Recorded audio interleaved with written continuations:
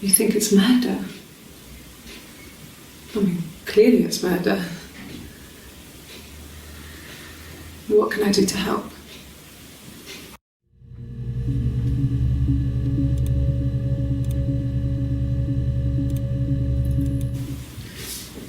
Yeah, that's me. But February, I mean, that was months ago. What's that got to do with Simon's murder?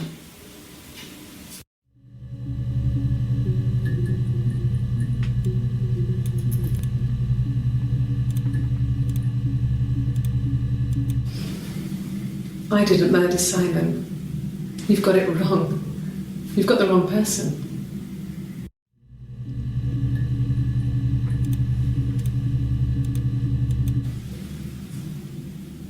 I'd like to speak to a lawyer now.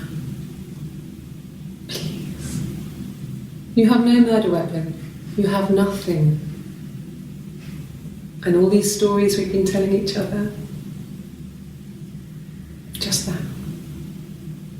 Stories.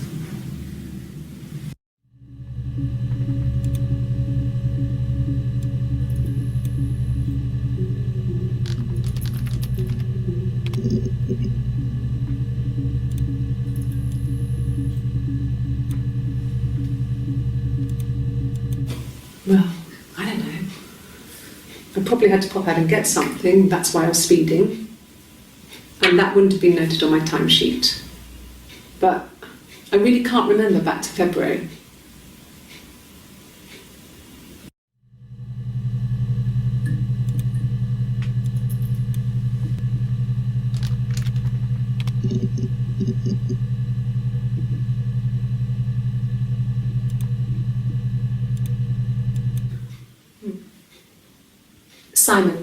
Simon Smith. He works at Ernst Brothers Glass. They do windows, all kinds of glass. Simon does the more special work, mirror making, feature windows, artistic things, really beautiful things.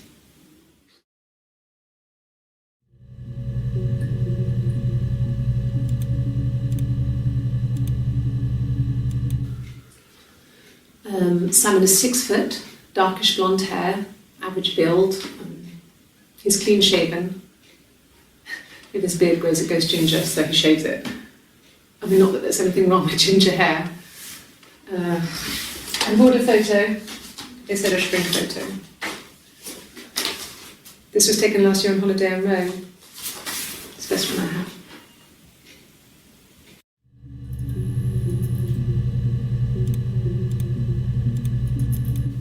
It's the Rockington Arms, The Rock.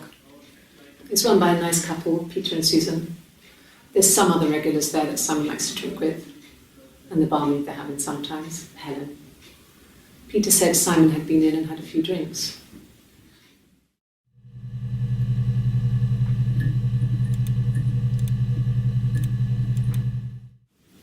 Yes, there's an Amstrad one. No one uses it for very much. There's a printer so you can write letters on it. Simon sometimes plays games, you know, climb the tower, save the princess, that kind of thing.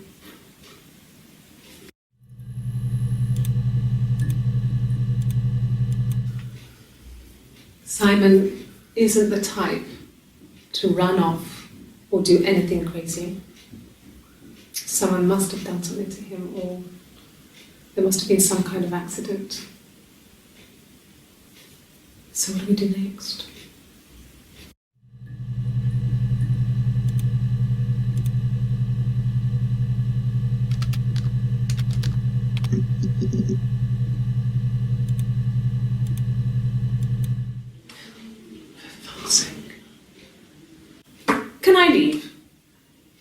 Are you going to arrest me? No. They'd laugh you out of the building. A lawyer would make mincemeat of you.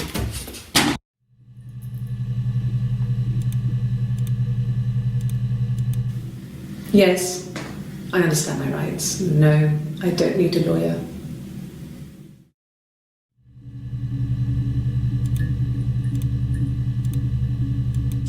Yes, no lawyer. What are you going to arrest me for?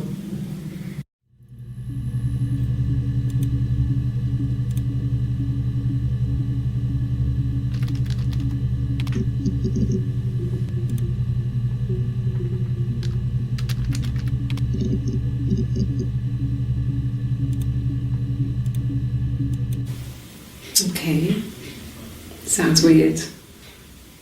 I'm not great at making up stories.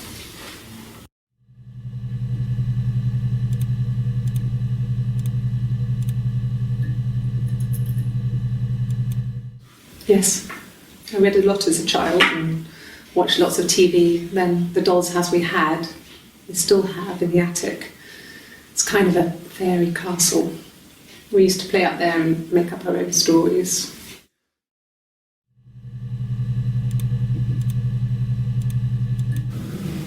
Fairy tales.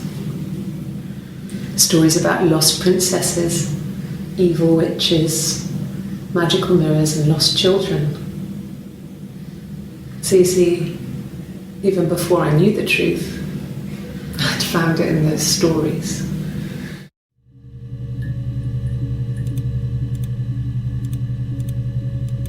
No, it was just me and her.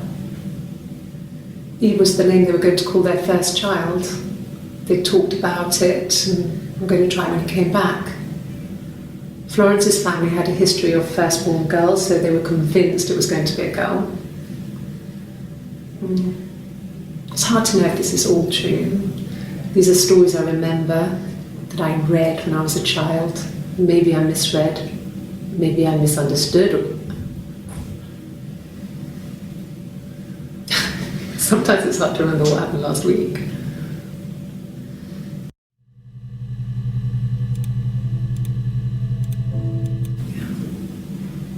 I'm not sure where the dollhouse came from. I don't know if it was given to them or they inherited it. I mean, they wouldn't have had the money to buy it. It was so huge. It must have been taken up to the attic in parts and then reassembled up there. It's a beautiful thing. Wallpaper to scale, little furniture, the lights work, mirrors, beds, big duvets and pillows. We spent hours and hours playing in it, invented all these characters and families who lived there. We wrote paperwork from them all, passports, diaries, and gave them all really elaborate stories. Once, a moth got trapped in there. We'd left a light on. It was making the most horrendous noise. We tried to kill it, but it was tough. We ended up crushing it under a copy of the Arabian Nights.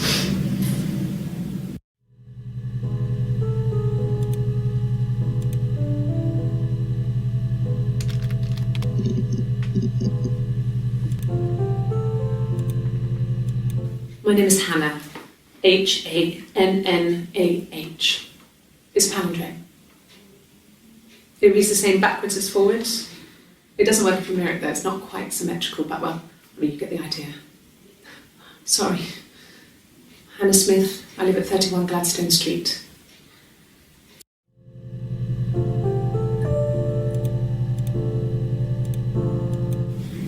Yes, my name is Hannah Smith. Oh, shit. Sorry.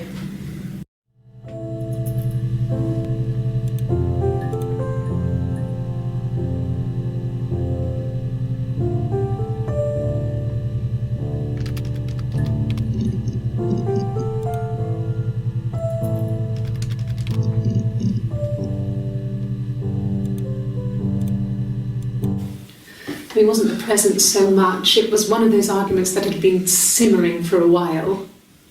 The present was a mirror, a nice mirror, He'd engraved the glass, the kind of mirror a princess would have in a story.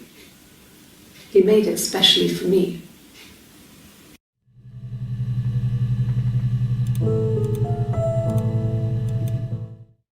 The mirror. I can't remember. I put it somewhere safe. Upstairs, I think. I haven't looked at it since.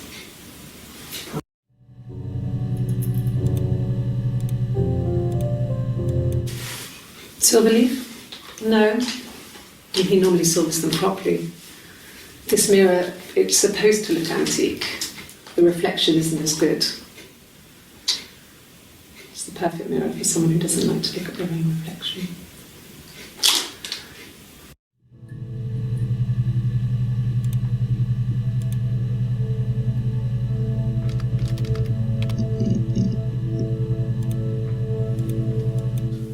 No, he doesn't have any tattoos. He has a scar down here near his stomach, past his hip. Cut himself with some glass. That was before, a long time ago. He looks just like the photo. He's not got his glasses on here though. He takes them off with the camera. But he needs them to see properly, you know. He has to read a newspaper or a menu in a restaurant. Not books so much, or watching TV. He likes TV.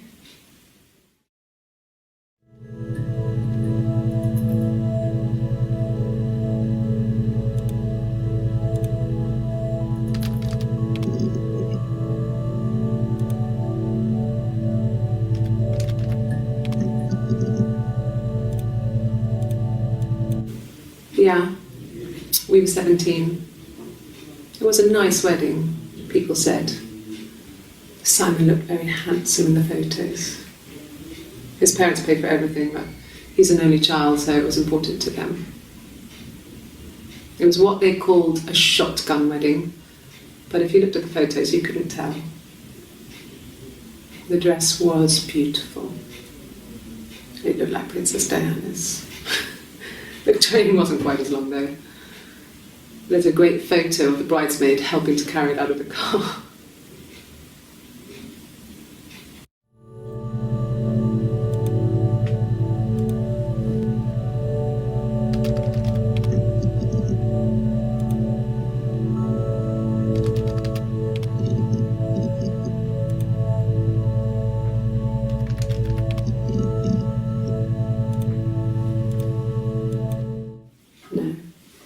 I think he spoke to Helen. She said he was upset about her argument, but I'm not sure what else he said. He likes Helen. He likes blondes.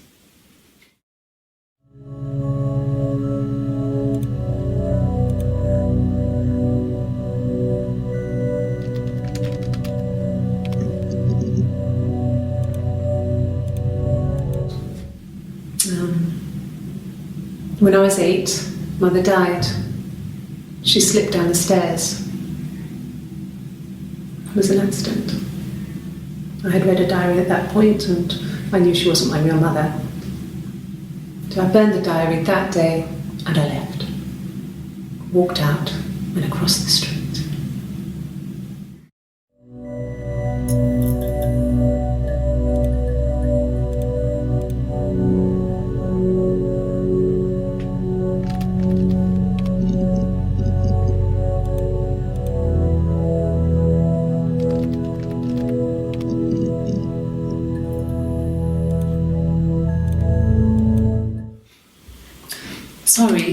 Sorry.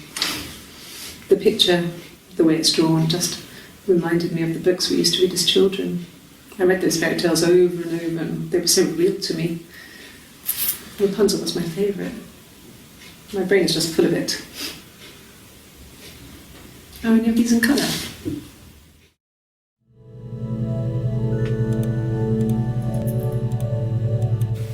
From when I woke up. Okay.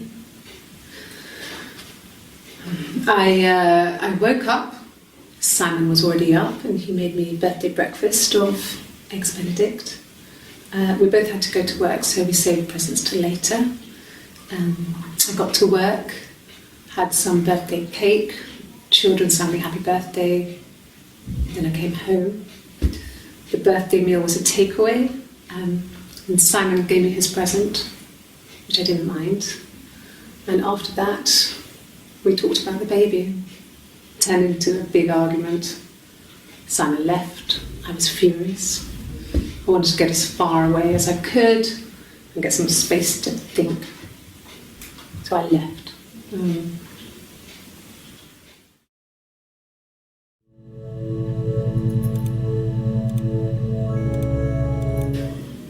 You have children?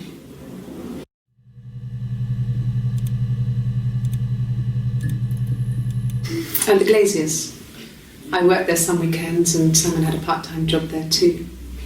That was Eric's generosity. He was always good at helping out other people's children. Simon was quiet, more thoughtful than the other boys. Even then, he had a sense of craftsmanship. Wasn't always rushing stuff. Boys that age are just running around like headless chickens most of the time. Yeah. Plus he had that look. He looked like a fairy tale prince from one of my books.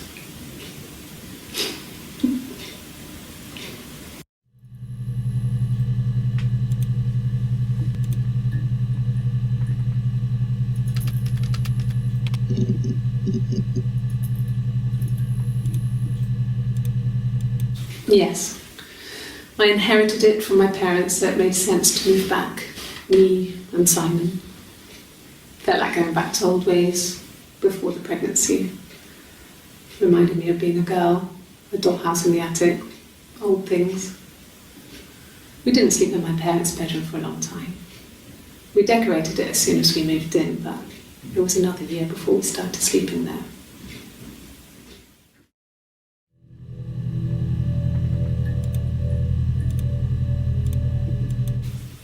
Could the hairs have come from somewhere else? I mean, could they... We have a lot of dolls in the attic. There's a Rapunzel doll with long blonde hair. Could they have come from there?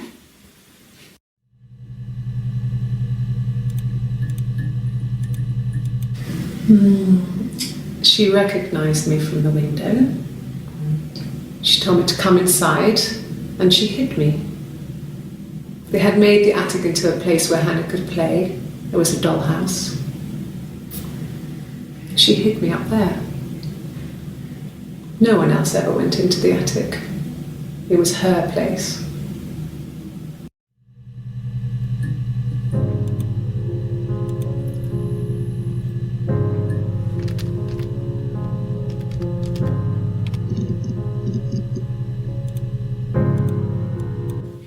Simon never cheated on me. He was devoted to me, and I was devoted to him. Nothing in life is easy. We were good to each other. Life isn't a fairy tale. You do what you can.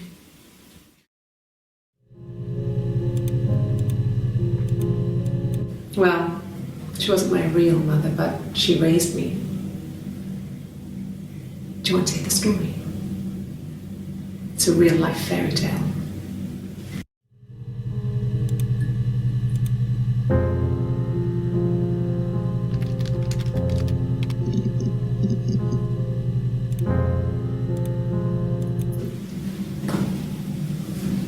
Across the road, where my parents first lived there, was a midwife called Florence. When Hannah was born, I was born at the same time. The midwife was there to help. I'd been throttled by the cord, probably wrapped around my neck by Hannah. The midwife told my mother I was dead, but I wasn't. She wrote all this stuff in a diary. Amazing what people will admit to on paper.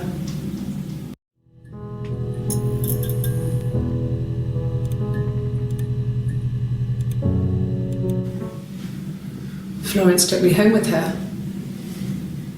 Mother hadn't been expecting twins and had a healthy baby. I guess she was just happy for Florence to clean up, take away the evidence that this was anything but a happy occasion.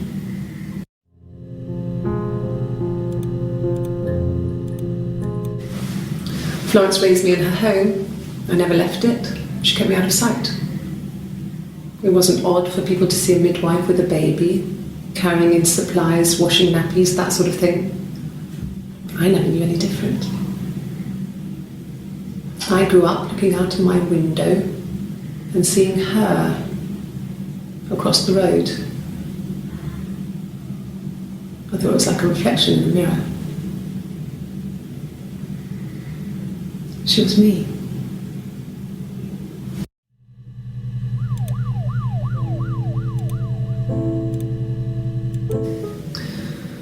Florence was a warm, kind person. But she was broken, I guess.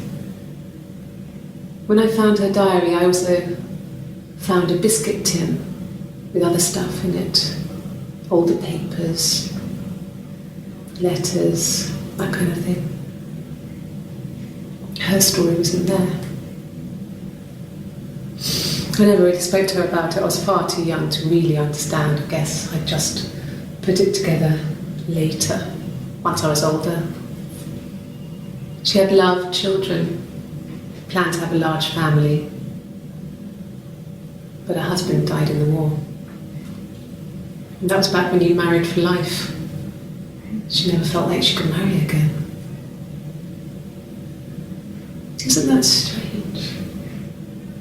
She was a widow from her 20s. But, I mean, I guess it was different then.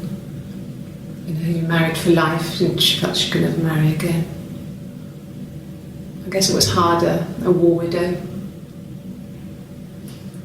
One of the dead. I don't know, maybe there was more to it than that. I don't really know.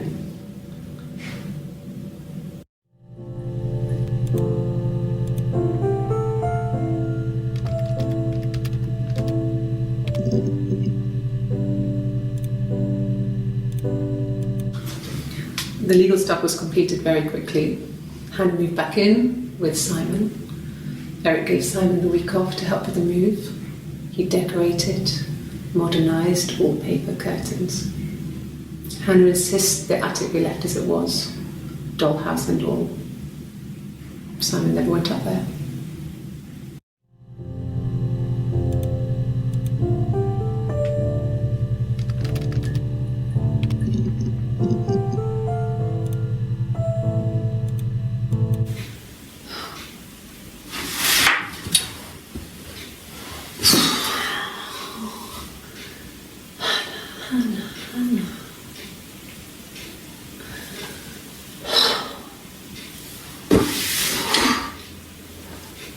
What are you doing talking about Eve?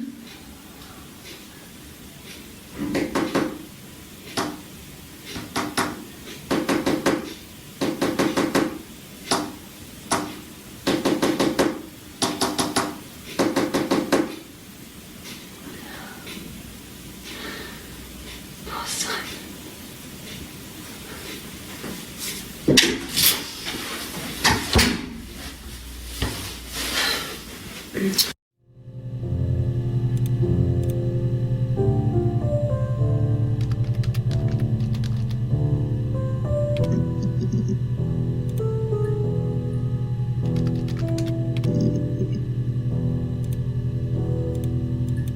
Yes, that would be in his wallet. It's a Visa, a silver one. He doesn't like to spend money he doesn't have, so he usually pays with cash, but Eric convinced him to get one.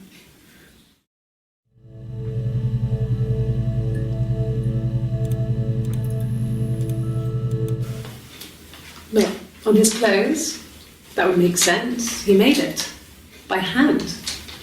I mean, he brushes the silver onto the glass. It's not how they make mirrors these days. I mean, he made the mirror and he gave it to me.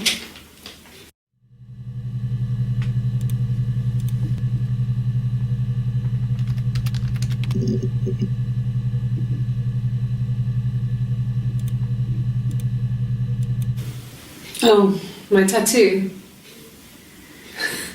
I got it to express my individuality. It's an apple and a snake.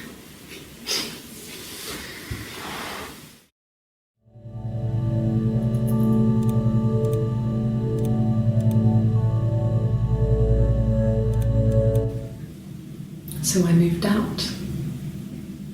Got a small bed sit. Got my tattoo to mark the occasion. I was singing in a bar in the evenings, so I had some money, enough money to cover my rent. And I've been doing something similar ever since. I haven't put down any roots. I don't exist.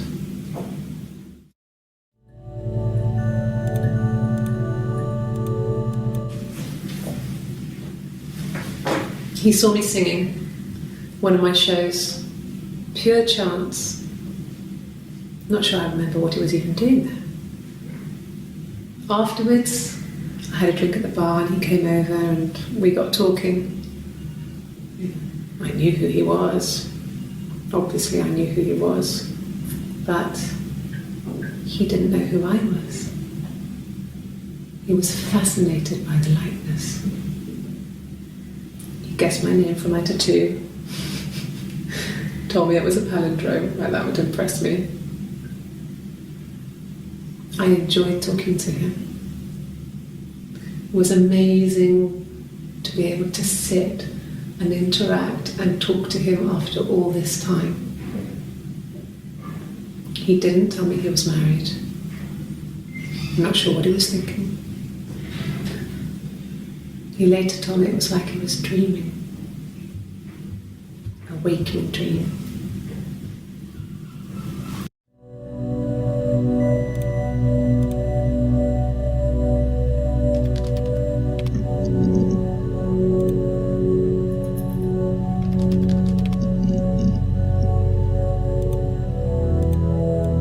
No, I've had enough coffee for today, thanks. Glass of water.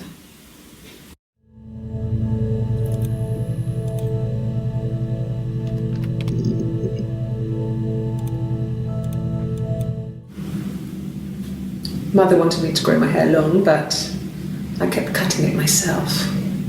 I wanted to look like my reflection. She always had short hair when she was little. Mother would hide the scissors, but I would find a way. Cut it with a bread knife, something like that. My reflection would always leave her house and go on adventures, but I never could. Mother taught me at home, and I had books and TV. Oh, TV was magical, but it was only on when it wanted to be, so I spent a lot of time reading books.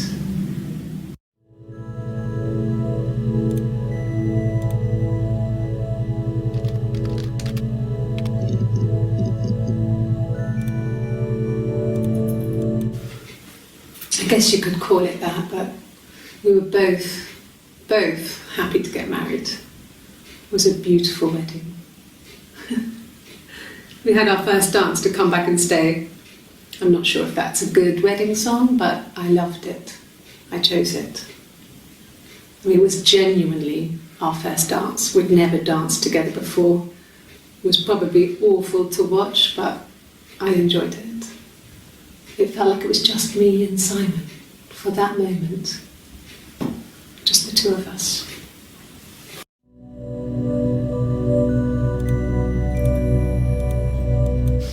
We spent the wedding night in a hotel in Brighton. It would have been too much to do more. We were saving for the baby. It was wonderful to be in a hotel, away from home, just alone together. Since then, we've always tried to get away for our holiday.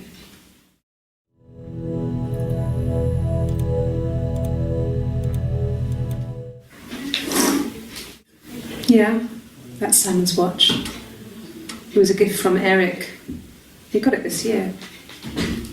It was a wedding anniversary gift. Steel. It would have been Diane who chose it. She has really nice taste. That time, you must eliminate me. I was in Glasgow then.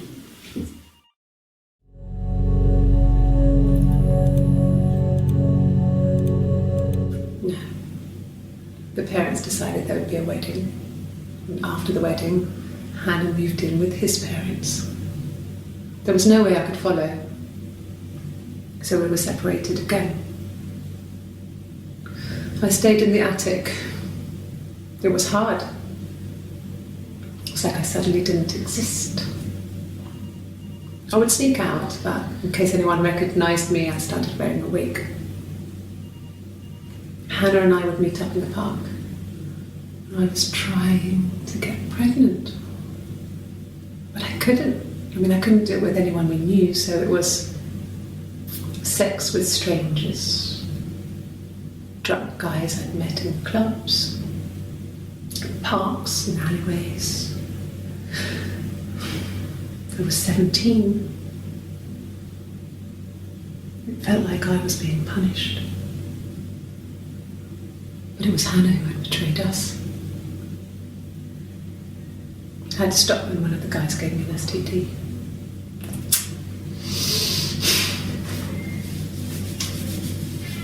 When we met up, it was disturbing. For the first time, my reflection, she didn't look like me. She was fatter, flushed. If anything, I was getting skinnier. I found it hard to look sometimes. We talked about what to do. Was it time to become our own people? That seemed like the right thing to do, but neither of us wanted it. We agreed that her and Simon would get their own place as soon as possible, and then I could move in. And that was the plan.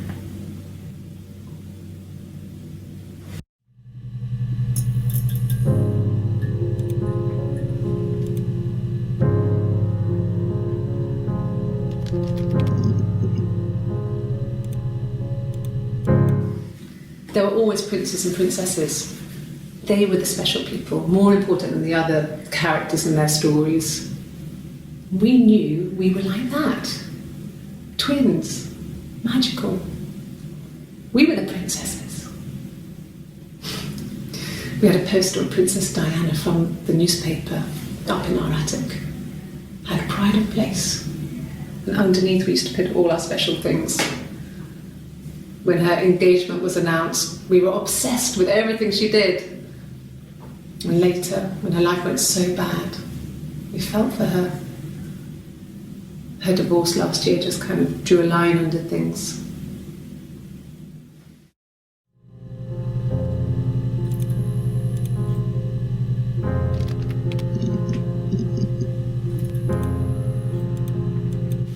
Yes, there's a car that we share, a Cavalier, and a van he uses for work. It's owned by Eric, but we look after it. Both of them are there now, parked in the street. I'm not sure about the keys for the van, but I can look for you when I get back.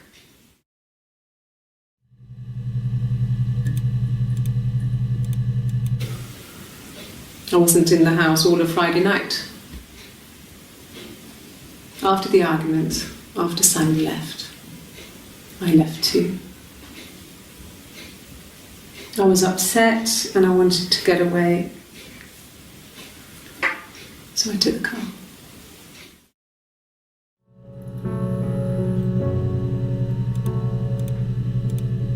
I got in the car and I drove. And just kept driving north. Just kept going, just wanted to get as far away as I could. When I finally stopped, I was all the way up in Glasgow. I was so tired. I just had to sleep.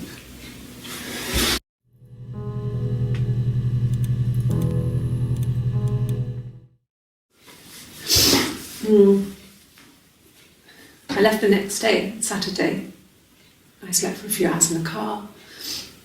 And when I woke up, I came straight back. Simon wasn't returning my calls and I wanted to try and make up. I got back to the house and Simon wasn't there, and excuse me. Is there a bin?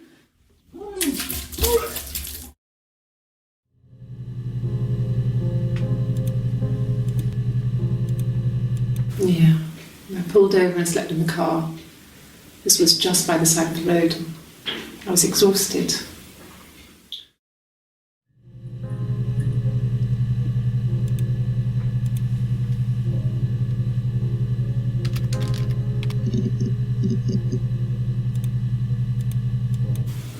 Okay. There's a girl and she's staring out of the window. She's sad. She's trapped. She's here. She's looking out the window because her mother won't let her out.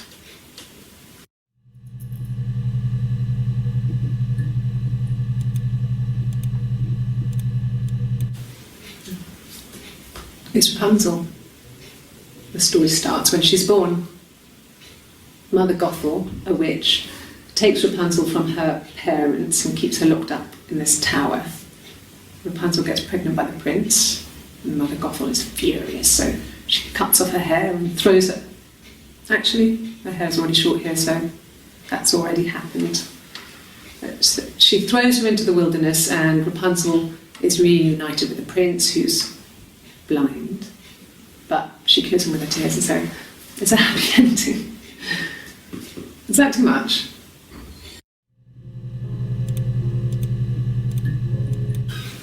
I would have been a good mother. I was young, but I would have been a good mother. She was a girl, by the way, the baby.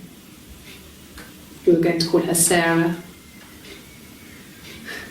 Simon wanted to call her Ava after his nana, but I didn't want her to have a symmetrical name.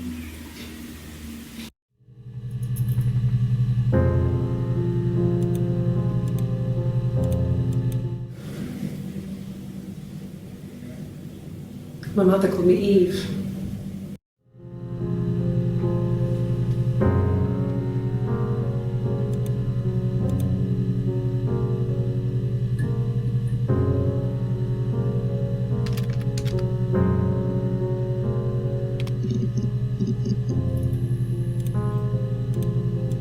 No, he doesn't keep a diary.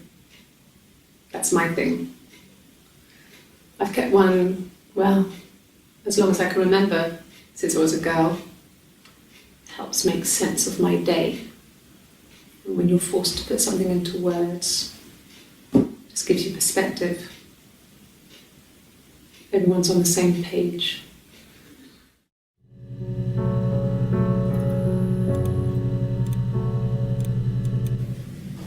It just became our way of life. We would swap places and take it in turns to do things. And we were very careful. Whoever had been out that day would come back and write a detailed diary so that we were on the same page. We had a list of rules that said what we could and couldn't do in any given situation. It was exhaustive. We lived a second life through those rules. Rules for things that could only ever happen inside our imaginations.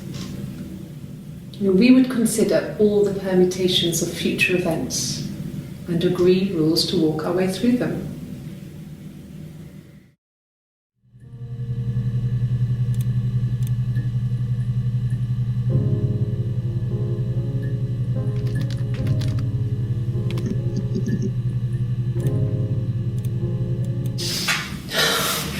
We were obsessed with fairy tales.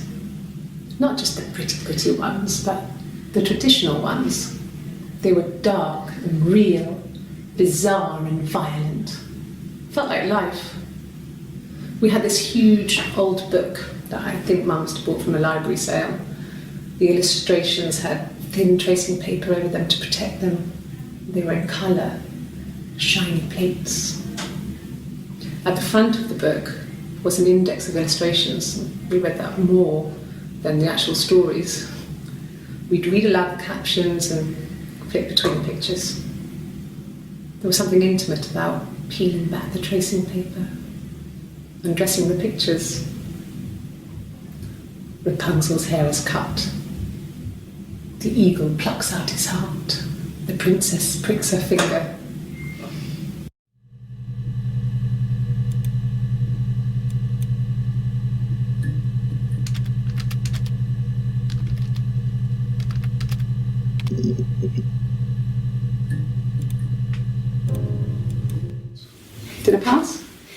sorry I messed it up with all that Rapunzel stuff.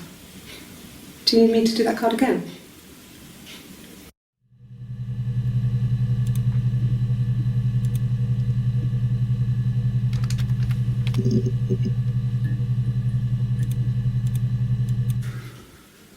We couldn't afford our own place. Simon dropped out of school, went full-time at the Glaziers. That was Eric's generosity. We moved in with his mum and dad. They had a spare room for us and the baby, if it came. It was a nice change, time to myself, living there for those months, full of hope.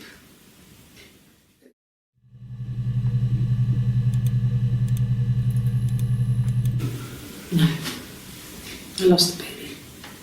I had a miscarriage at 8 months. We carried on living at Simon's parents until, well, it was only a few months after.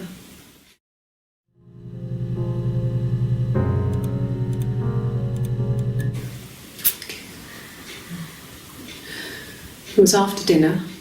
I'd spoken to Simon's parents on the phone. I looked up for an early night and I suddenly had this thought. I think it was something his mum had said.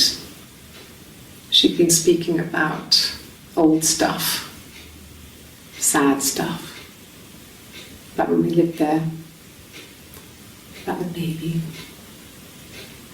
There's some boxes in the cellar, nursery stuff we never needed and I never had the heart to throw out.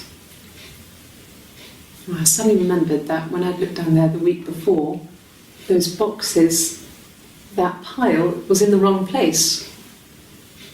I went cold all over. I went down there with a torch and went straight to the back, and that's when I saw the bin bags. Pulled them open, saw the body. I screamed and that's when I called the police.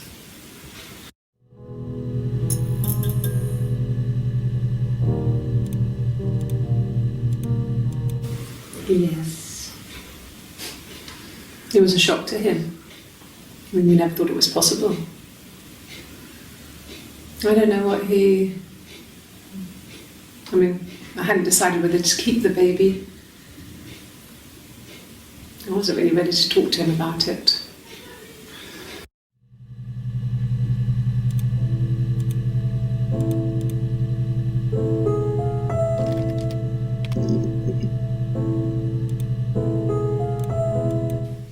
He was wearing a shirt, with a blue turtleneck shirt and jeans. He has a watch, it's a really nice one. That was a gift from his boss, Eric. He had his coat, a long grey duffel coat, like Paddington Bear. He would have taken that with him, it's not in the house.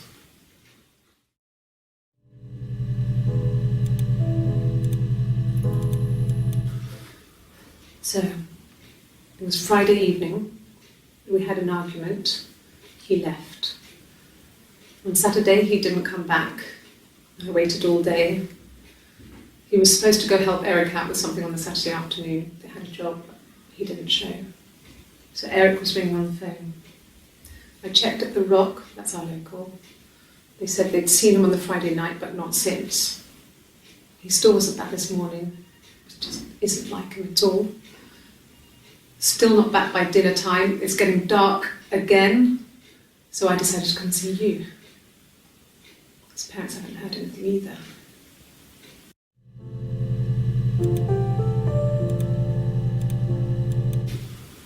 Well, Eric was like an uncle to him. They were pretty close. They spend a lot of time with each other, especially when they have to go to conferences. Have you met his wife, Diane?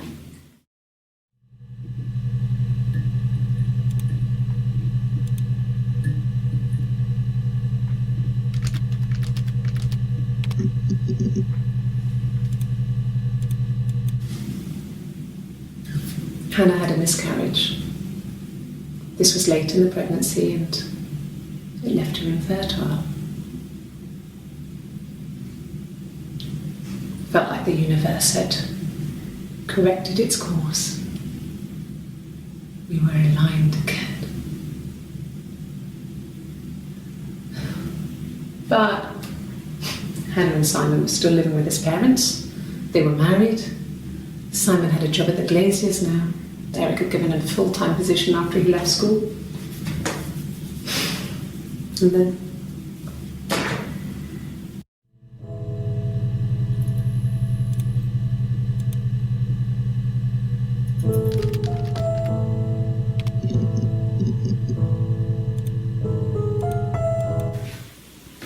I got pregnant. Both our parents had a big powwow. We weren't even in the room. And they decided we should get married.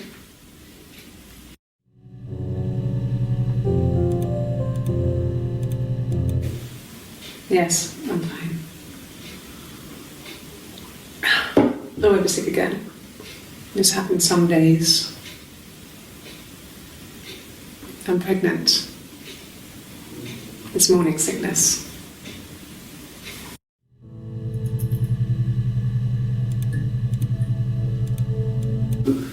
No. Well, yes. He found out on my birthday. I told him I was pregnant.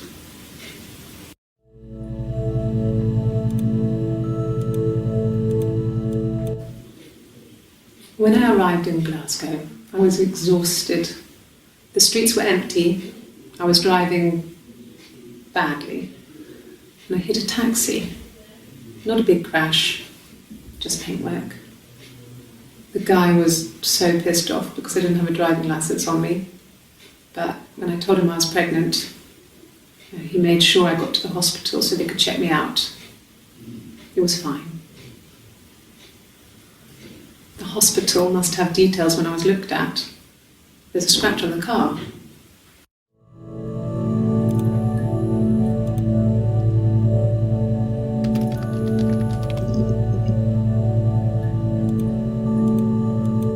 No, I have never been unfaithful. I've never cheated on Simon.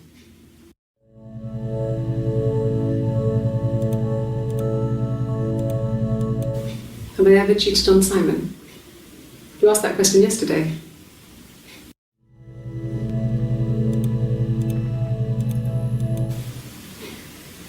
You're reaching here. Oh, I don't know why. No, I've never cheated on anyone. I've never taken anything from anyone. Simon is dead. But I have my baby to care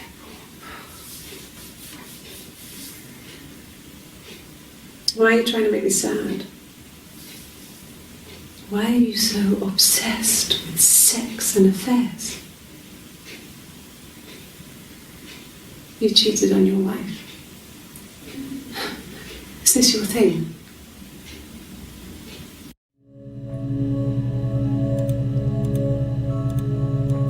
It was supposed to be a secret. Just because Simon is dead doesn't mean I have to give up all his secrets. It doesn't have anything to do with what happened to Simon. No one murdered my husband because he cheated his expenses for a romantic weekend in Oxford.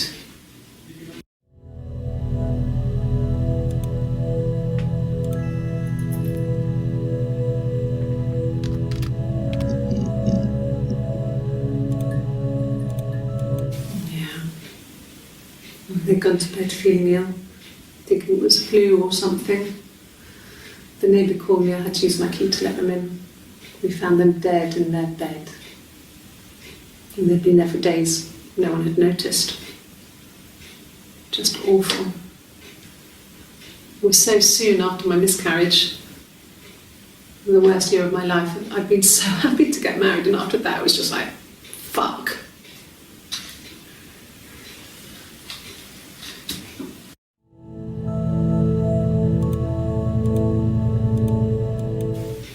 That's all that matters really, the baby. Simon's dead, but the baby, that's how he will live on. Our baby.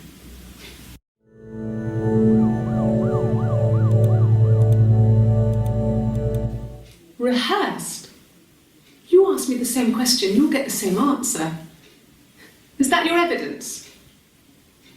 Of course I thought about what happened then. It's all I've thought about. My husband is dead.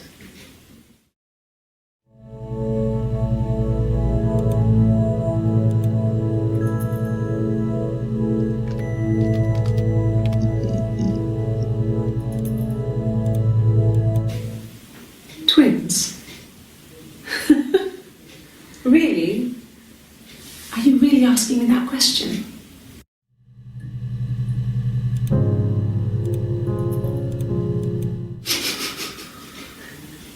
Are you out of your mind? Twins?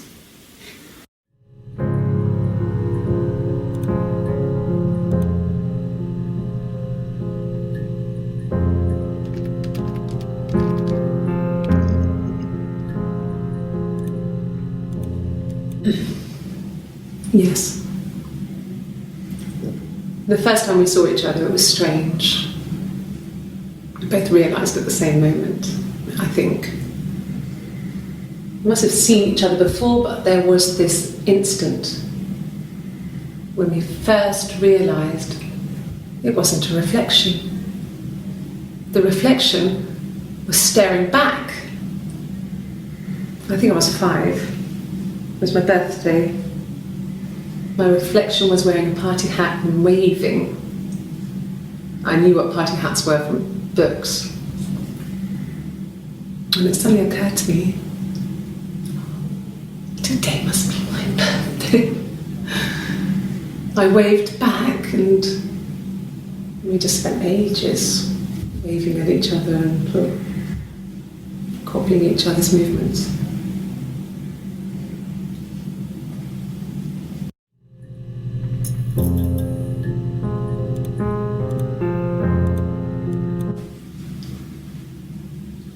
I wanted to see my reflection. I thought that if I touched her, something would happen. We would become one. One girl. The fairy tale was over, the witch was dead, and I'd be restored to my rightful place.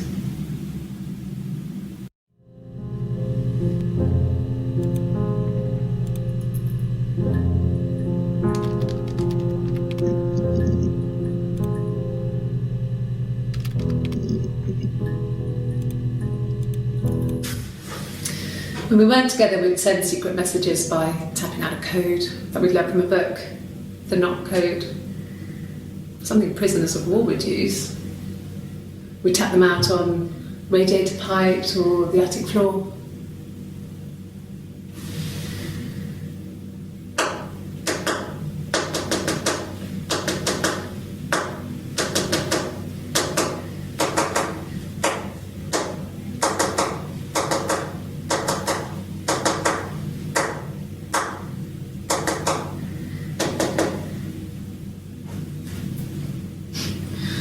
Dad thought we had mice, but they couldn't find any. Bought a cat anyway.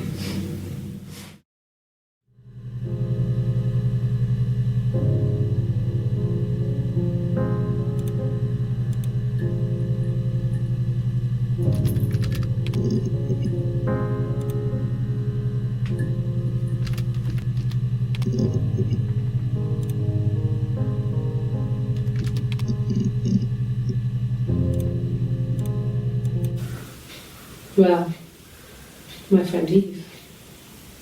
I mean, she was a friend from when I was a kid, and she was always more popular with the boys, and I used to hate her for it. I mean, really hate her sometimes.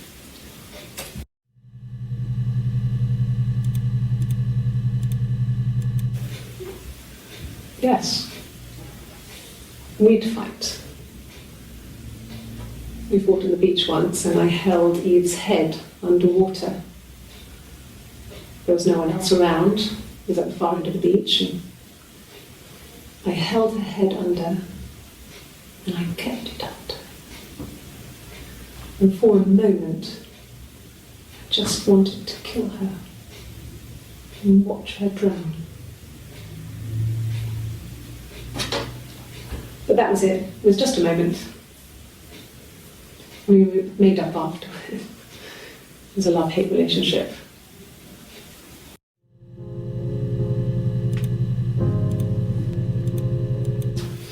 A police station. Yeah. When I was young, we ran away on my birthday. Bob Dylan was playing in London and we thought we could break into his tour bus and have him take us with him. The taxi driver we paid to drop us off, I mean, we'd saved money, pinched a bit here and there to pay for the fare. He was suspicious because we were so young, so he told the police. So they came and picked us up and took me back to Portsmouth. My mum picked me up from the station. But I blamed everything on my friend Eve, so my parents let me off.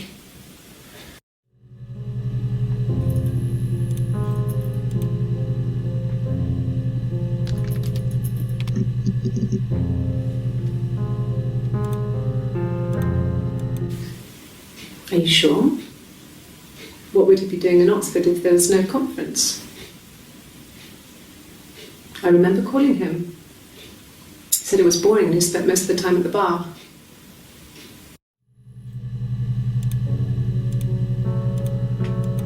Nothing else happened that night. We talked, then I said goodbye. Then next week I was singing in the bar again and there he was. And again the next week. He offered to buy me a meal. I told him I had already eaten, and so we got chips and ate them on the beach instead. When we said goodbye, he asked me to kiss him. Romantic.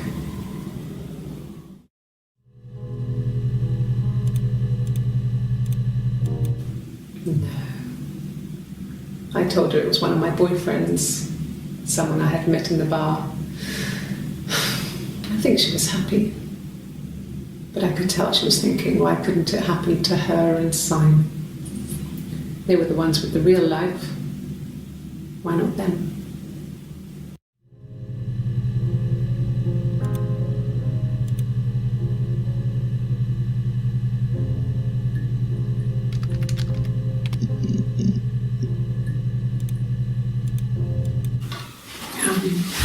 I hoover, I dust every week, maybe less. I once asked Eleanor how often I should dust, and she said, if people ask, tell them you do it once a week, but every few weeks is okay. I think she was just trying to make me feel better. I mean, when I was there, she was hoovering every day, ran an ordered house. You know how that generation is, putting on a brave front. She has secret stashes of cigarettes. Doug doesn't even know she smokes. When I was there, I saw her. She has these sort of porcelain vases, ornamental, next to the Reader's Digest books. Cigarettes inside. And she still has them. I mean, last time I was there, I looked in a vase. There was a fresh pack. I mean, all those years of marriage, and she still has a secret like that.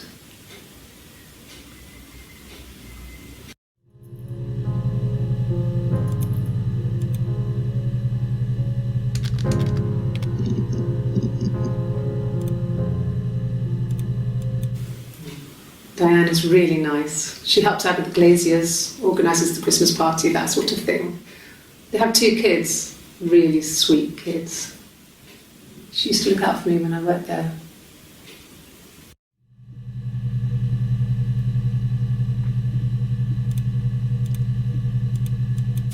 Not really. He would go to the pub. He had his drinking buddies there, but no one ever really came back to the house.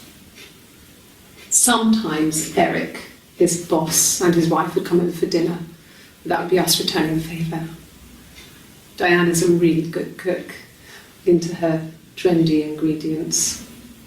And the last time Simon cooked something off MasterChef, he got the recipe off CFAX. And I did my Lloyd Grossman bit, commenting from the sidelines. I had to find fennel from the supermarket.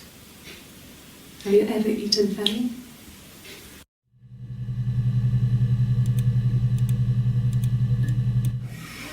Simon and Eric arguing? No, I can't imagine they'd be arguing. And they get on so well. Unless it was something to do with work. Maybe Simon was being too much of a perfectionist. But I don't know. You should ask Diane.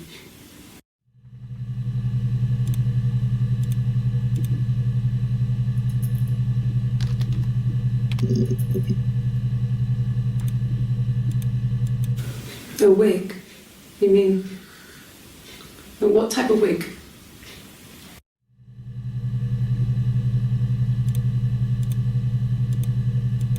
No, I've never worn a wig. What kind of wig?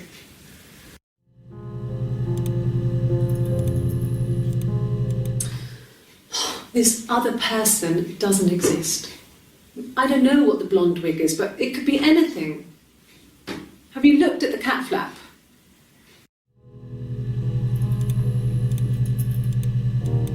This was about 9. I went round and she was waiting for me. She was furious and so angry, the kind of anger you can only have towards yourself. We screamed at each other, argued, cried, we fought. I hit her back, left a bruise. I had my wig on from performing and she tore it off.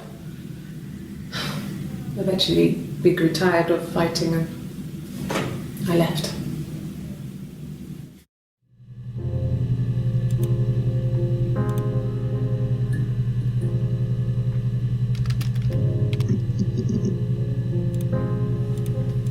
A mobile phone? Yeah. Well, they have one for the Glaziers, but it's only for work. I can't remember the number. Oh, it's in the kitchen. I saw it plugged into its charging cradle.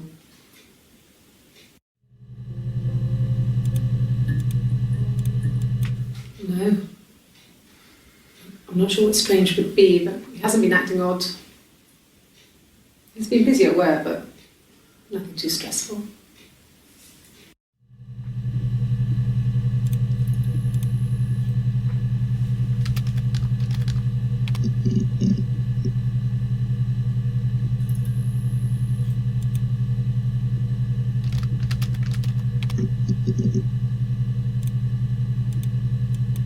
It was late, early Saturday morning.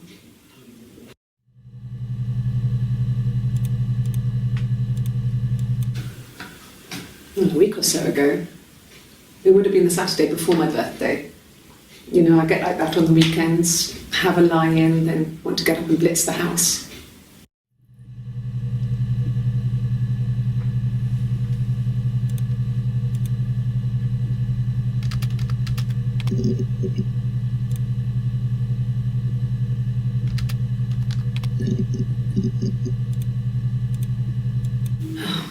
Okay. I parked up on the street. It was busy, so I parked down the end of the road. I walked up to the house, I knocked on the door, no answer. I took my keys out of my bag, unlocked the door. The main lock was unlocked. I could tell because the key wouldn't turn when I tried to turn it to the left. I walked in. Simon's coat wasn't on the peg. I couldn't see his shoes on the shoe rack. I shouted out for him. I walked straight into the kitchen. He usually sits in there to have a cup of tea and read his paper. He wasn't there. I touched the kettle. It was cold. I looked quickly into the living room. Nothing. I walked upstairs to the bedroom. He wasn't there. I didn't search for him because it was pretty clear he wasn't there. Then I had a shower. Whilst I was in the shower, the phone rang. I think it was Eric, his boss. I didn't answer it. Then I came out and I was just exhausted. So I lay down on the bed and I fell asleep, but I didn't mean to. I woke up a couple of hours later and I was surprised to see no one in the bed next to me. And then I remembered where I was and what had happened. That's when Eric called again. I spoke to him. Then I called Simon's parents. And then I decided to come and see you. That enough?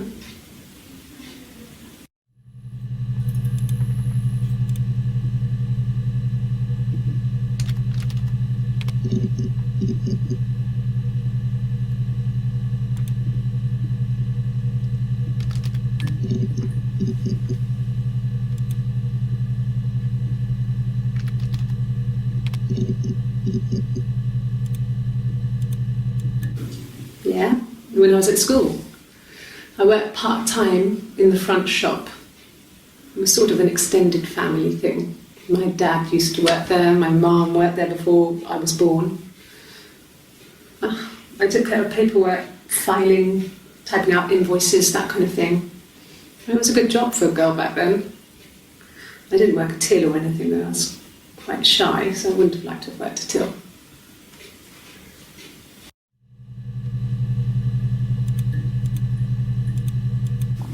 Mum and Dad had never had any reason to notice. They were always busy. If Hannah was eating a lot, they didn't mind. She didn't put on any weight. That girl has a healthy appetite. If they heard us talking in the attic, they just thought it was Hannah playing one of her games, and that Eve was our imaginary friend.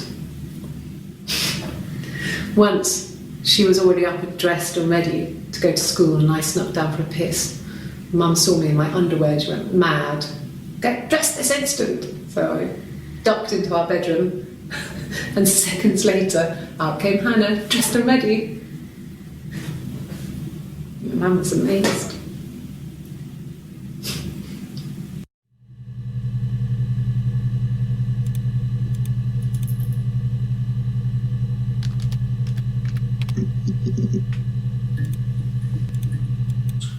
He has a wallet, a huge, silly thing, leather, real leather, I think. He packs it full of stuff, business cards, receipts, lottery tickets. He always carries it in his back pocket. I think that's why he's got a bad back. He sets the discs. I haven't seen it, so he must have it on him. He always takes it out of his back pocket before, when he comes in, if he's in the house.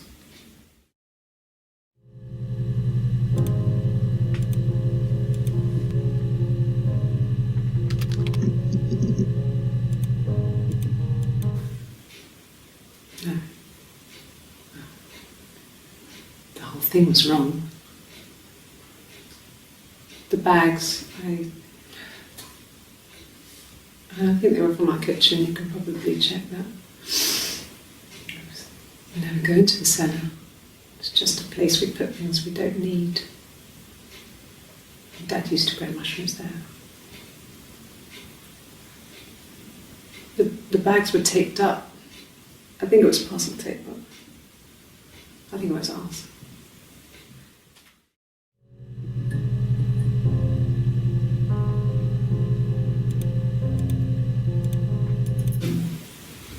No, they were shut. Most of the windows are really hard to open anyway. They're stifling in summer. They were painted over by my dad. Could have left a door open accidentally. Or there's a cat flap in the back door.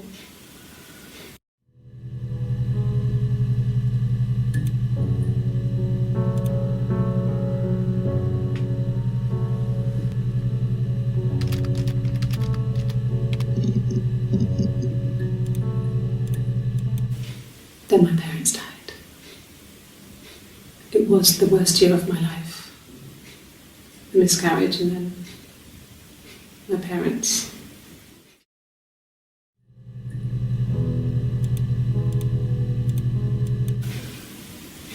Yeah. I was infertile. Thought I was. They told me I was infertile after the miscarriage because of complications.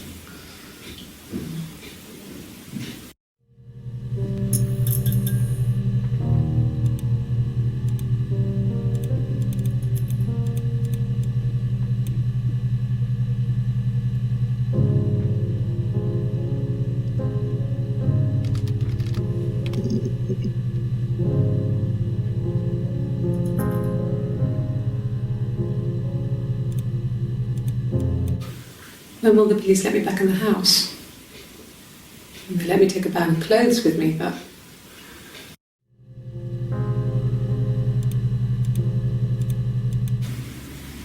Yeah. 1984 was an awful year in the end. We were living at Doug and Eleanor's. I lost the baby at the end of spring and my parents died in the summer. It was a hot summer, a heat wave. So when they discovered the bodies, it was just awful. Because of the circumstances, them dying together like that, they brought in a lot of police. A forensic entomologist. I had to look that up. It was because of the heat.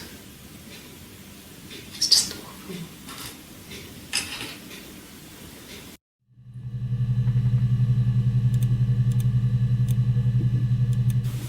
They said it was food poisoning. There was something in the food they ate. My dad liked to pick mushrooms, grow them too. They said it was the mushrooms.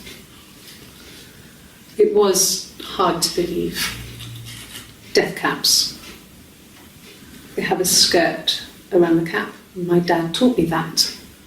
But, the police had no reason to think it was suspicious. They lived alone. And no one had any reason to hurt them.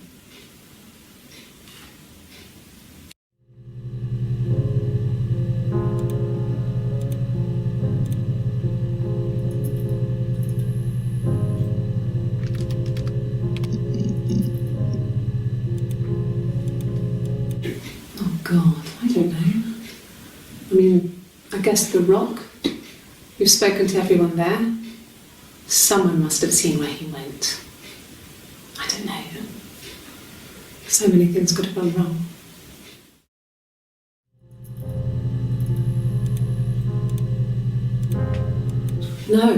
No one has been in the last few weeks. We had a plumber come in 3-4 weeks ago. Someone knew from the Rock.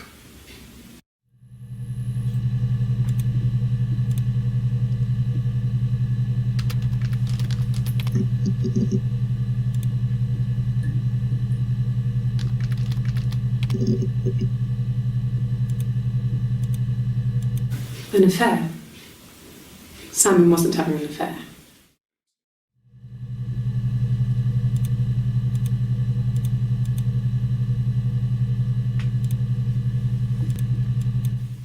And what did your wife do? She didn't kill you. You think I killed Simon because he was having an affair? Well, I didn't kill him. I wasn't even there. I was in Glasgow worrying about whether my baby was still growing inside me. Why would I kill Simon? I loved him.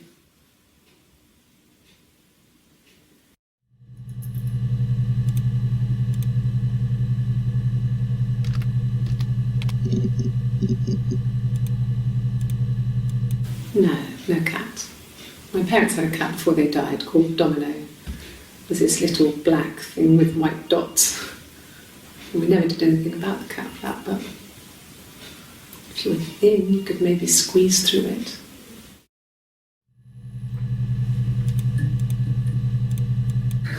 We loved our cat, Domino.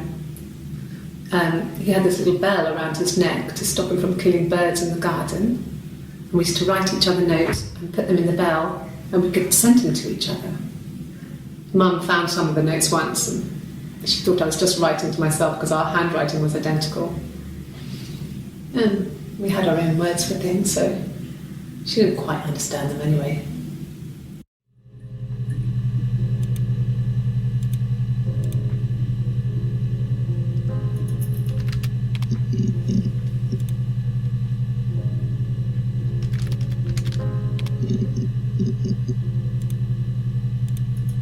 Yeah. I've been round to Doug and Eleanor's and they're very worried. I feel sorry for them.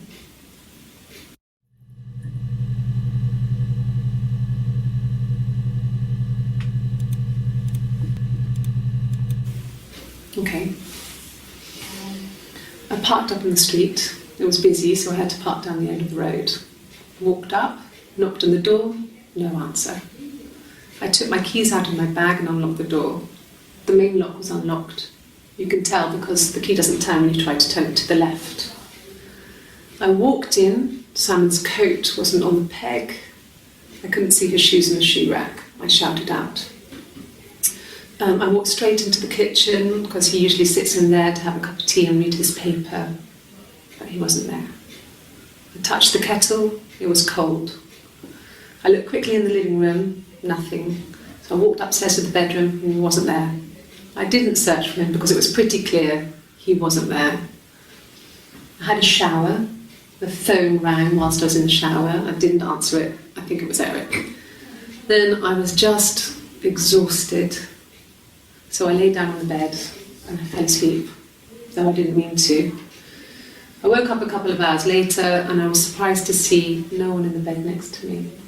And then I remembered where I was and what had happened. That's when Eric called again. This time I spoke to him. Then I called Doug and Eleanor. And then I decided to come and see you. That enough?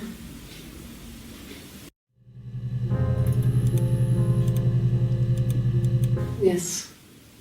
I speak with Eleanor at least once a day. Not that there's anything much to say. It's more just...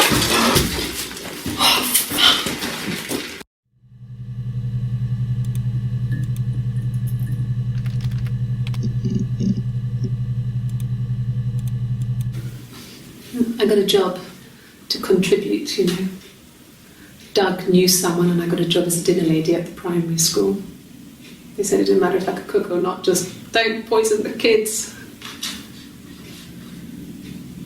So you see, it's always been complicated between me and Simon. It's never just been the two of us, there's always been pressure.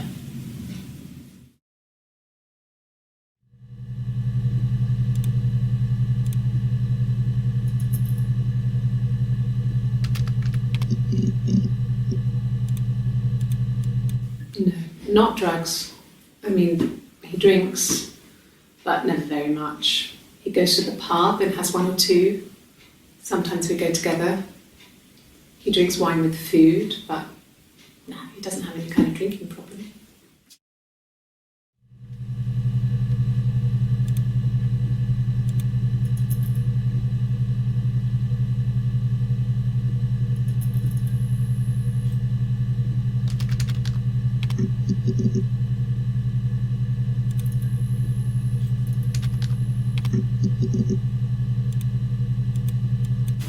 God, I don't know.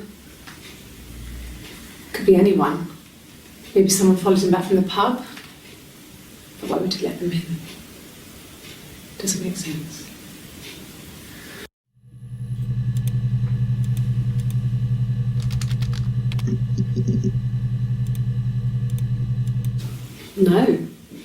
No, Simon didn't play guitar. He wasn't very musical. He liked to listen, but he was tone deaf.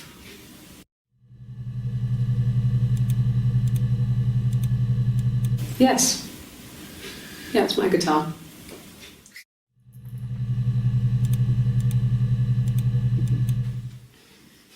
You want me to play something? I'm not the world's greatest guitar player. Okay. Probably needs tuning.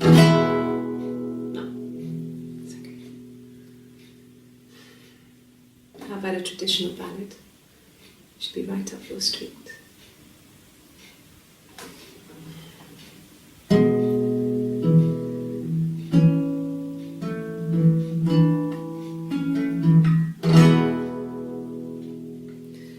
There were two sisters came walking by the sea. Oh, the wind and the The eldest one pushed the other one in. Oh, the dreadful wind and rain. See, they both had a love for the captain's son. Oh, the wind and the rain. But he only cared for the youngest one. Oh, the dreadful wind. Eldest envied her sister fair. Oh, the wind and the rain, with a pretty little face and her long blonde hair. Oh, the dreadful wind and rain. So she pushed her in and held her down. Oh, the wind and the rain watched her as she slowly drowned. Oh, the dreadful wind and rain.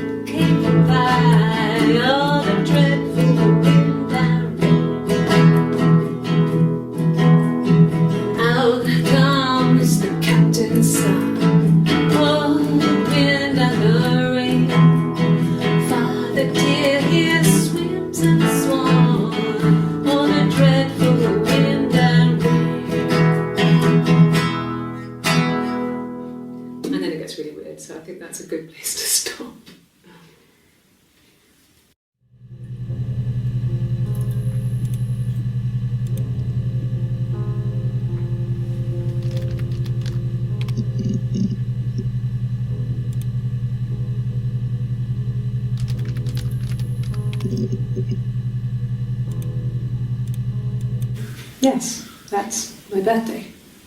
Not one of the big ones, but I guess you can see that.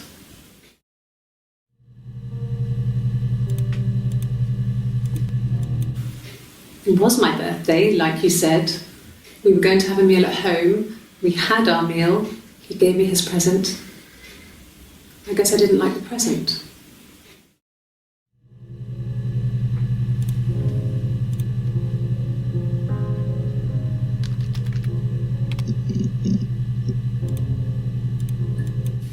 I mean, what if they were crazy? You hear about these crazy people all the time. I mean, why would anyone who knew Simon want to kill him?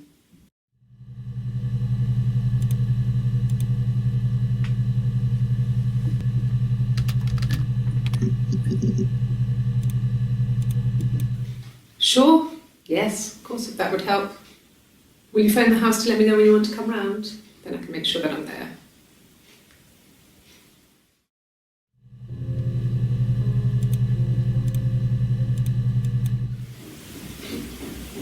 I wasn't in the house.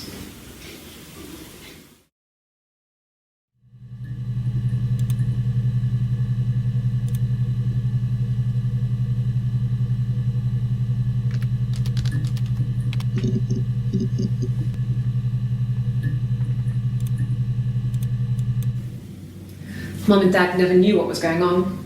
We got so good at it. We were so in sync that we'd use each other to cheat. If one of us had a hangover, the other one would go to school. Whoever was best at a subject would sit the exam. There were lots of differences between us. Some things one is better than the other at.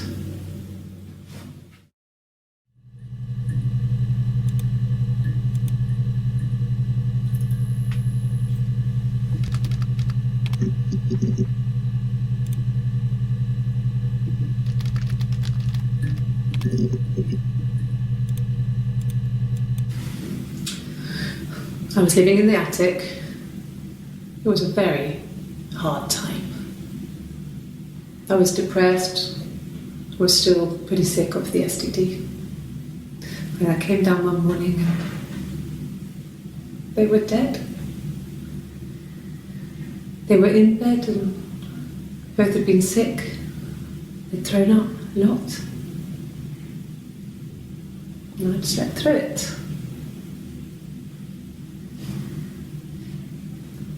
The police said it was the mushrooms they ate.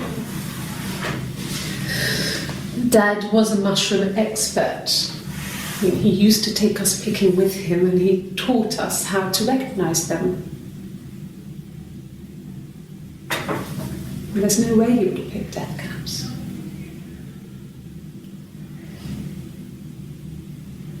But the police believed that's what happened. They never even looked in the attic.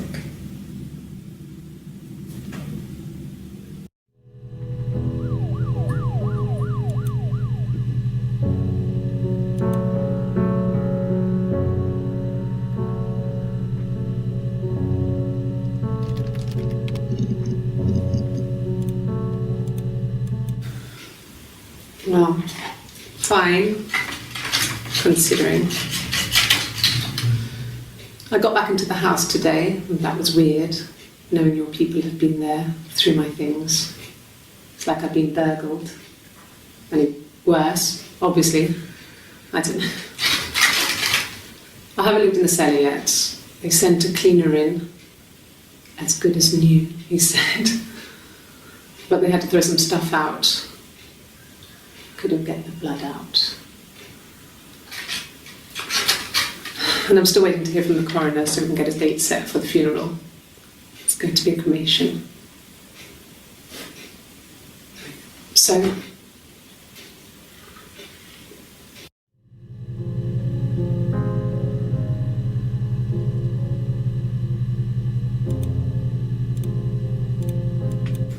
it happened very quickly. We hardly had to talk to each other. We agreed almost silently. The baby was what mattered. We'd help each other. We cleaned up. We bagged up the broken mirror, her clothes. They're gone. We took him down to the cellar. We had an alibi, and we wanted the body to be found later. We wanted to have suspicion on us, so we could then disprove it, rather than have it linger. Better to keep the body in the house than risk being seen with it. The watch, that was my touch, to make sure the alibi stuck.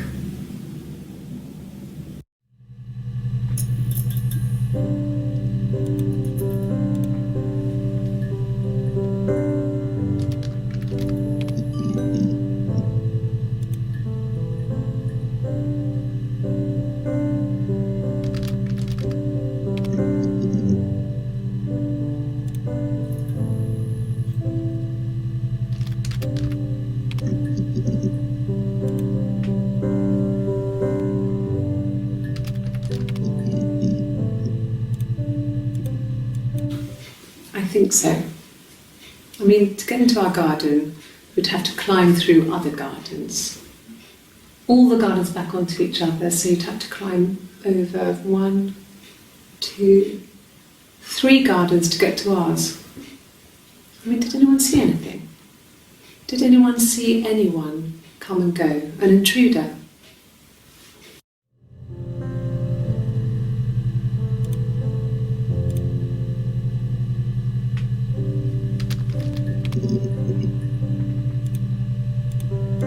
Really? Okay. Here's the rest. Oh, they laid a body on the dock to dry.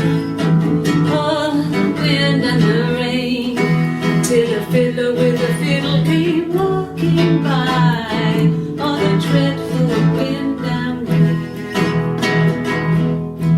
And he made a fiddle bow of her long hair. Oh, the wind and the rain. Yes, he made a fiddle bow of her long blonde hair. Oh, the dreadful wind and rain. And he made fiddle pegs of her finger bones. Oh, the wind and the rain. Yes, he made fiddle pegs from her finger bones. Oh, the dreadful wind and rain. And he made a fiddle out of her breastbone. Oh, the wind and rain. The sound could pierce a heart of stone. Oh, the dreadful wind and rain. But the only tune that the fiddle could play was oh, the wind and the rain. Yes, the only tune that the fiddle could play was oh, the dreadful wind and rain.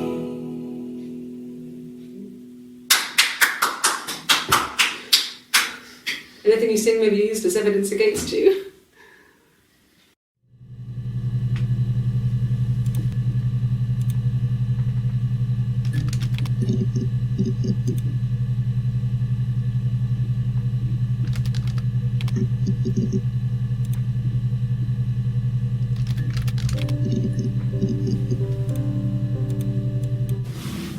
Yes, it was a cremation for the best. We both wore black and had veils, so it was easy. And after the funeral, everyone came back to the house. Hannah served up sandwiches, and I stayed out of sight.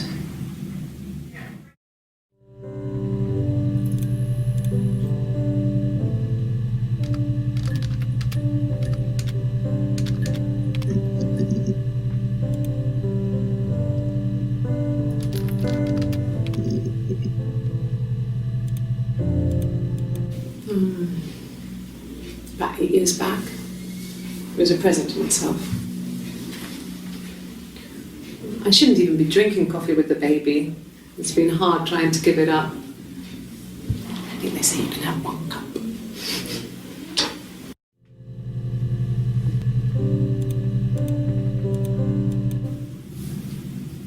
Her story is that she'd waited for him to come back.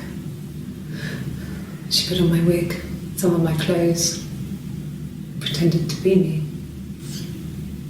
They talked. She'd enjoyed being me. He said he wanted to be with me. Then he took out a present. Another mirror. Just like the one he'd given her earlier. That unique present. She went crazy, smashed the mirror. They argued, screamed. He hit her. So she grabbed a piece of the mirror and just swung it round. She cut his throat clean open. She'd only meant to scare him off.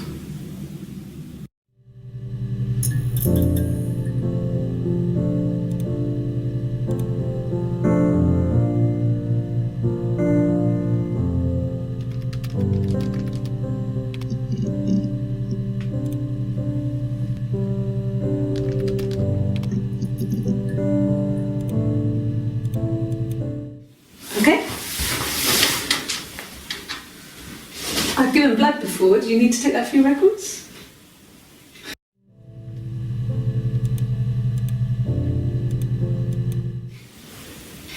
Nothing like this has ever happened to me before. The blood. It's probably the worst thing that's ever happened to me.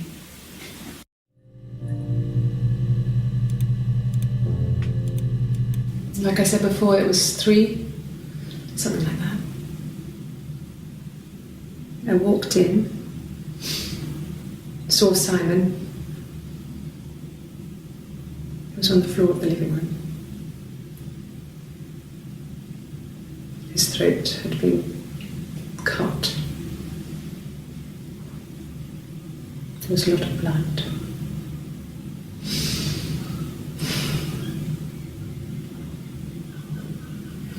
He was dead.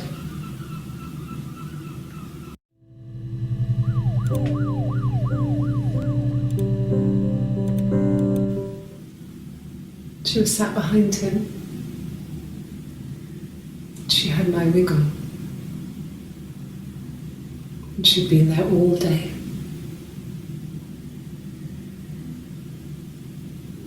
And she had blood on her.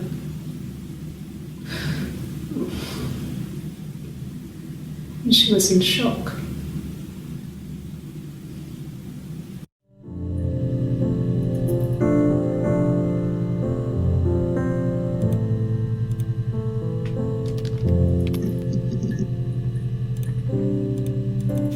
Well, there you go. How many kids?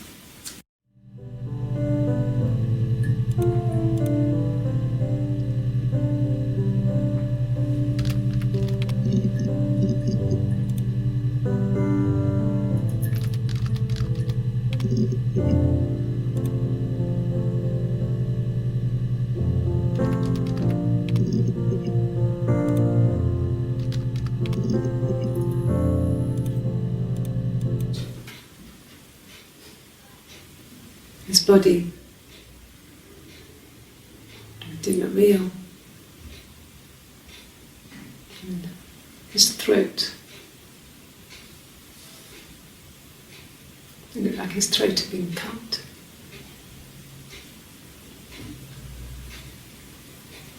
And I didn't see his glasses. He has these thick glasses.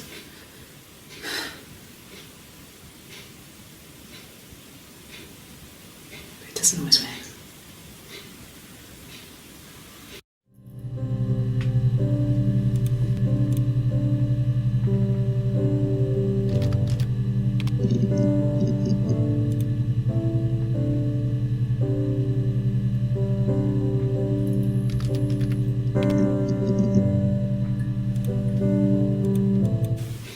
The bruise. I have a really fast metabolism, so stuff like that just comes and goes. I don't know if there's much more that I can tell you that I haven't already told the other policemen. I found the body.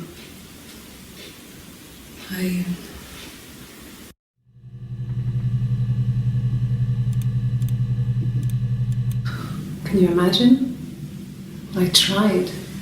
I tried to get pregnant too, but it didn't happen. I slept with so many boys, men. My body refused. I think my period stopped because hers had. I was pretty ill. I mean, how could we stay the same now? It felt like Hannah had really fucked things up. Set us down separate paths. We had become different.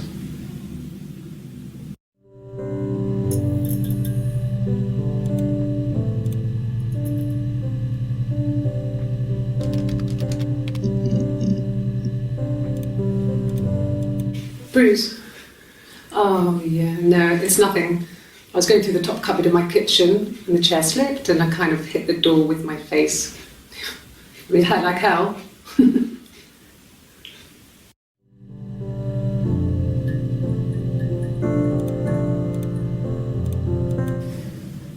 If one of us got hurt, the other one would have to be hurt too. A grazed knee, a bruise. When I lost my tooth first, we had to pull out Hannah's to match. Once, I slept with a boy who was seeing another girl. The girlfriend came up to Hannah the next day and punched her in the face, gave her a huge black eye. That night, she had to do the same to me. But she almost went too far. I couldn't see out of that eye for days. She snuck a frozen piece up for me from the kitchen.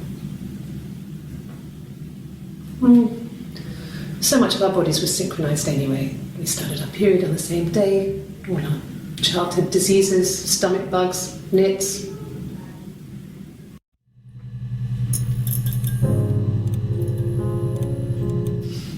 Differences? She's a better driver than me. She passed the test for us. I tried to take it and nearly crashed the car. Learned that you can't rely on confidence to get you through everything. She is the shy one.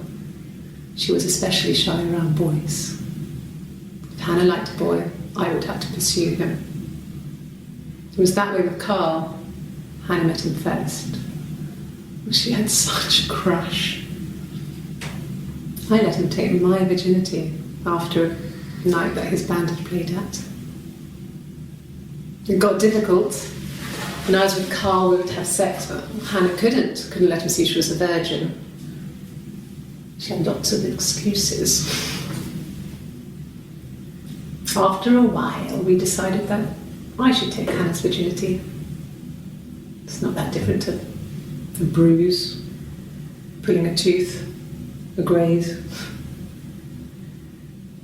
We used a hairbrush. After that, we took it in turns, though. I was always the one who seduced the boys.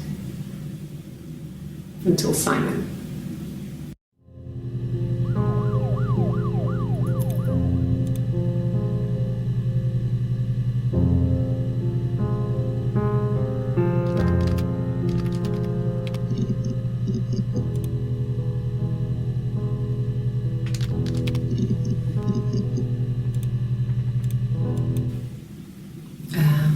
When she went home, Simon had a birthday tea waiting. Afterwards, she told Simon about me, told him I was pregnant.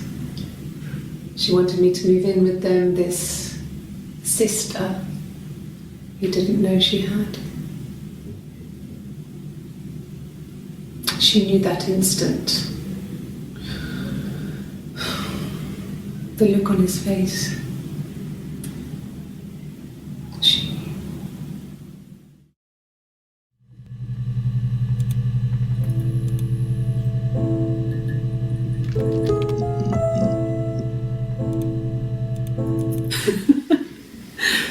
Was he my first? No need to be so coy. No, he wasn't my first. That would have been Carl.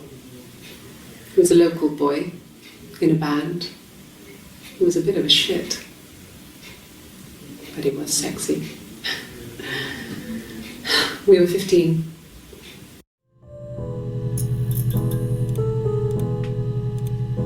No, I was 15, Carl was older, 17 I think. I was really into him, regardless of how he actually behaved. Lots of drunken teenage sex. We did it in a church once. It's stupid. So he got tired of us and we split up after about 6 months. It was sad, but those early experiences, they help you realise who's really important to you, you know? Family.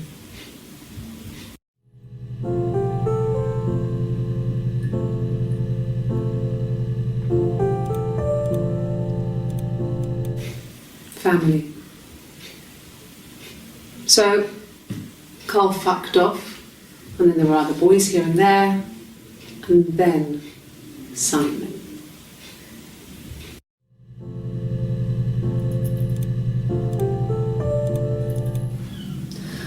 Hannah was so smitten with Simon. She started getting jealous, didn't want to share. Even the first date, we went to see Tom Cruise at the Old Odeon. We both went, kept changing places in the toilet. We only had one best dress, so we had to keep swapping clothes. Must have thought we had terrible bladder problems. The next date, it was my turn. At the end, I let him kiss me, but that was it. We didn't want another Carl on our hands, and the Ouija board had said to hold back. After that, it was Hannah's turn, and she slept with him. Broke the rules. Deliberately broke the rules. She wanted to be the first to sleep with him. I mean, that's when she got pregnant. From that one time.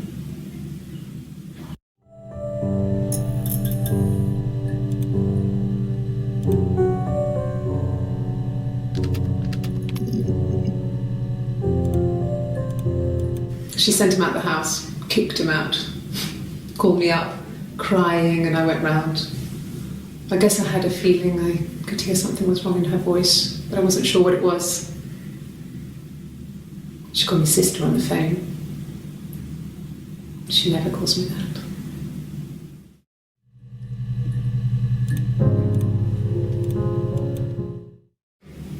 My sister is gone. And she's never coming back.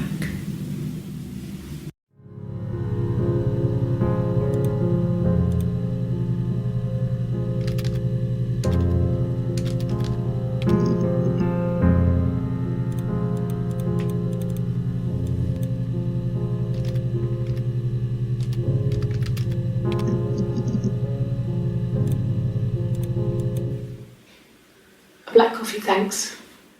No sugar. Sweet enough as it is.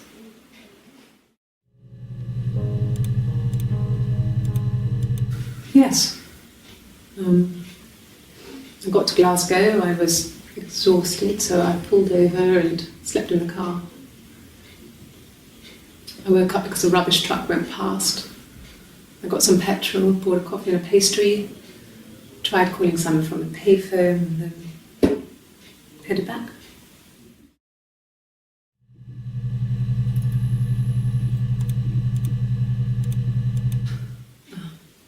Coffee, I guess. Milk and sugar.